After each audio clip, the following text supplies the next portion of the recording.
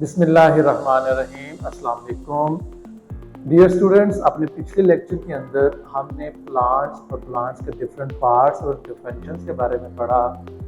Plant का एक part था फ्लावर। अब फ्लावर के क्या पार्ट्स होते हैं, फूल के कौन कौन से हिस्से होते हैं, उनको अपने आज इस टॉपिक में डिस्कस करेंगे। Flowers have different parts. Flowers के भी डिफरेंट पार्ट होते हैं and each part plays a different role. हर पार्ट का अपना अपना रोल है। Let's explore them one by one. आए इनको एक एक करके हम डिस्कस करते हैं, इनको एक्सप्लोर करते हैं, इनको जानने की कोशिश करते हैं। पहला पार्ट है पेटल्स, जिसको हम पत्तियां कहते हैं। This is a bright coloured part that attracts बीज, इंसेक्ट्स एंड बर्ड्स। ये कलरफुल हिस्सा होता है पौधे का जो कि डिफरेंट बीज को, मक्खियों को, कीड़े मकोड़ों को, परिंदों को अपनी तरफ अट्रैक्ट करता है। Petals form the second wall. Petals जो होती हैं वो फूल के इर्द गिर्द सेकंड वॉल बनाती हैं। फर्स्ट वॉल कौन सा बनाती हैं वो आगे हम देखेंगे। Sepals. Sepal is the green coloured part beneath the petal. Petal के नीचे एक ग्रीन कलर का पार्ट होता है जिसको सेपल कहा जाता है। इसका काम क्या होता है? To protect rising birds. जो छोटी छोटी कॉम्पलें निकल रही होती हैं उससे बचाना, फूल को उन राइजिंग बर्ड से बचाना इसका काम होता है। और सेपल्स जो होती हैं फॉर्म द फर्स्ट वर्न। ये फूल के इर्द गिर्द पहला जो वर्न होती हैं जो उसके इर्द गिर्द दायरा बनाती हैं वो सेपल्स होती हैं। फ्लावर का तीसरा पार्ट आता है स्टेमन्स। स्टेमन्स क्या होता है? It is the male reproductive organ. ये मेल रिप्रोडक्टिव ऑर्गन है। फूल के अंदर जो मर्दाना रिप्रोडक्टिव ऑर्गन होता है वो स्टेमन्स है। अब इसके भी दो पार्ट हैं। It consist of two parts, namely anther and filament. एक एंथर है, एक फिलामेंट है। अब एंथर और फिलामेंट को पहले डिस्कस कर लेते हैं।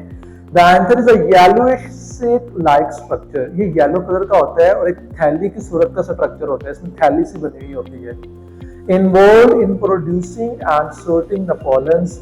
ये अपने अंदर पॉलन्स को प्रोड्यूस कर रहा होता है और इसको जो है सॉर्ट आउट कर रहा होता है, इसको तलाश कर रहा होता है, इसको एक जगह से दूसरी जगह पर फैलाना भी इसका काम होता है। दूसरा जो पार्ट है वो है filament. Filament is a cylinder. ये नर्मो नाजुक सा थ्रेड लाइक ऑब्जेक्ट, एक धागे की तरह का एक ऑब्जेक्ट होता है। विच फंक्शंस, जिसका काम क्या होता है? Bye supporting the anther. उसने एंथर को मजबूत पकड़ कर रखना होता है, उसको मजबूती देना होती है, उसको सपोर्ट करना होती है। ठीक है, क्लियर है यहाँ तक? नेक्स्ट चलते हैं कार्पल। अब कार्पल क्या है कि this is the inner most part and the female reproductive organ of a flower. ये एक फ्लावर का फीमेल रिप्रोडक्टिव ऑर्गन है। मेल ऑर्गन कौन सा है? स्टेमन्स। और फीमेल कौन सा है? Carpel. It consists of three main parts, namely stigma, style and ovary. अब इसके भी तीन पार्ट हैं। पहला स्टिग्मा, फिर स्टाइल, फिर ओवरी। स्टिग्मा क्या होता है? इज अ बोतल shape part of a carpel. ये कार्पल की एक बोतल की शक्ल का बना हुआ हिस्सा होता है कार्पल के अंदर। It is the top most part of a carpel. ये कार्पल का सबसे बैरूनी हिस्सा होता है। In the gynoecium of a flower. और फ्लावर की जो एक जर्मिनेशन होती है वो इसी के अंदर प्रोडक्ट जो होती है वो स्टार्ट होती है। दूसरा style. Style is long tube like cylinder stock. ये ट्यूब लाइक स्ट्रक्चर होता है, बड़ा लंबा सा होता है। That connect stigma and the ovary. और इसका काम क्या होता है? इसमें स्टिग्मा और ओवरी को कनेक्ट करके रखना है, जोड़ कर रखना है।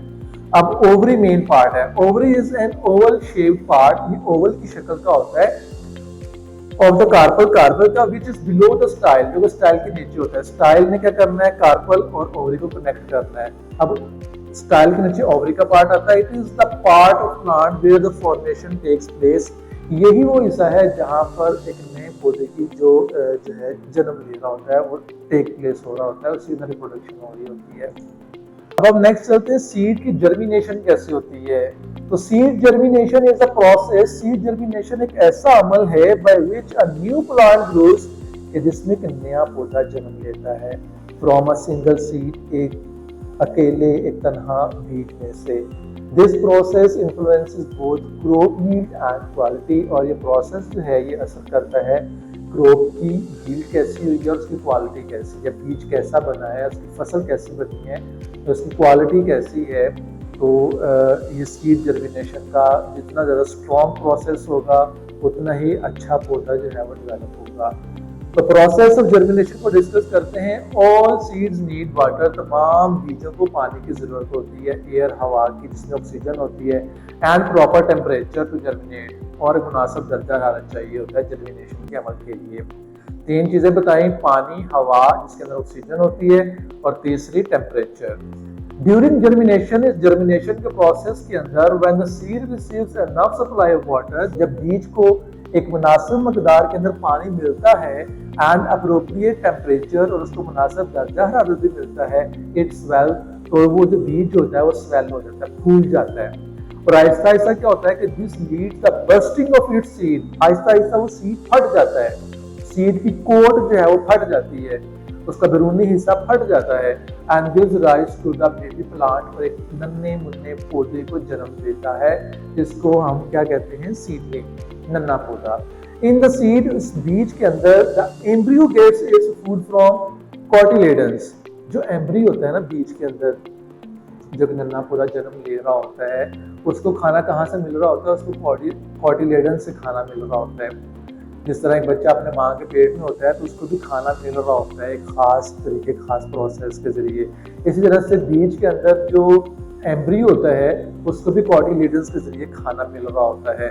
The baby plant first develop its root from the root which grows down into the earth. Baby plant होता है सबसे पहले रूट के अंदर डेवलप होता है, फिर यही रूट जो है वो आहिस्ता आहिस्ता जमीन के अंदर फैलती चली जाती हैं। The plumule gives rise to shoot which grows upward towards sunlight, और जो प्लूम्यूल होता है वो रूट्स को ऊपर की जानिब राइज करता है, बाहर निकालता है, तो आहिस्ता आहिस्ता सूरज की रोशनी की तरफ खींचते हुए उस तरफ रवान करना शुरू हो जाते हैं। अब इसने सारे प्रोसेस को डिफरेंट 5 स्टेजेस के अंदर डिस्क्राइब किया है। स्टेजेस ऑफ जर्मिनेशन क्या है? स्टेज 1 के ऊपर क्या होता है? The embryo root pushes through the seed, embryo root जो है वो सीड में से बाहर निकलती हैं, सीड कोट में से, and grows downward into the soil, और वो मिट्टी के अंदर फैलना शुरू हो जाती हैं। स्टेज 2 पर क्या होता है? The root starts growing and the cotyledons are pulled upward, root जो है वो ग्रो करना शुरू होती हैं, और कॉटिलेडन्स जिसके जरिए एम्ब्रियो को खाना मिल रहा होता है ना, वो बाहर की जानब खींचना शुरू हो जाती हैं। नंबर 3 स्टेज पर क्या होता है? The baby plant called seedling starts coming out of the cotyledons, फिर उन्हीं कॉटिलेडन्स से नन्हे मोटे पौधे जो हैं वो परवान चढ़ना शुरू हो जाते हैं, बाहर आना शुरू हो जाते हैं। चौथे प्रोसेस में क्या होता है? द स्टेम ग्रोज लॉन्गर, तना जो है वो ऐसा ऐसा लॉन्ग होना शुरू होता है, and the first leave start developing, और पहला जो पत्ता होता है वो डेवलप होना शुरू हो जाता है। 5वीं स्टेज पर क्या होता है? The leaves develop completely, leaves पत्ते जो हैं वो मुकम्मल तौर पर ग्रो करते हैं, डेवलप करते हैं, एंड कॉटिलेडन्स फॉल ऑफ, और कॉटिलेडन्स जो है वो फॉल ऑफ कर जाते हैं, नीचे गिर जाते हैं। The process of germination is thus completed. इस तरह से जर्मिनेशन का अमल जो है वो कंप्लीट हो जाता है। सो डियर स्टूडेंट्स, यहाँ पर एक एक्सपेरिमेंट टाइम है। Explain the internal structure of a gram seed in the class. अपने क्लासरूम के अंदर एक चना, एक ग्राम ले और उसके स्ट्रक्चर को डिस्कस करें, उसके अंदरूनी स्ट्रक्चर को डिस्कस करें। गिव स्टूडेंट्स सम सॉफ्ट मेज, बच्चों को मकई का जो दाना होता है वो प्रोवाइड करें, and ask them to observe the internal structure of the seed, और उसके अंदरूनी जो स्ट्रक्चर है उसको ऑब्जर्व करने के लिए बच्चों से कहें। ये टीचर की ऑब्जर्वेशन के अंदर एक एक्सपेरिमेंट होगा जो अपने क्लास में आपने परफॉर्म करना है। Ask them to note the seed part as shown in the picture, जिस तरह पिक्चर के अंदर आपको नजर आ रहा है सीड के डिफरेंट पार्ट्स, वो अपने अपने क्लासमेट के साथ लाजमी तौर पर डिस्कस करने हैं। सो डियर स्टूडेंट्स, अपने आज की इस वीडियो के अंदर हमने फ्लावर के डिफरेंट पार्ट्स को डिस्कस किया है। इस चैप्टर की रिमेनिंग जो टॉपिक है उसको अपने नेक्स्ट वीडियो के अंदर हम कवर करेंगे। तब तक के लिए मुझे इजाजत दें। अल्लाह हाफिज।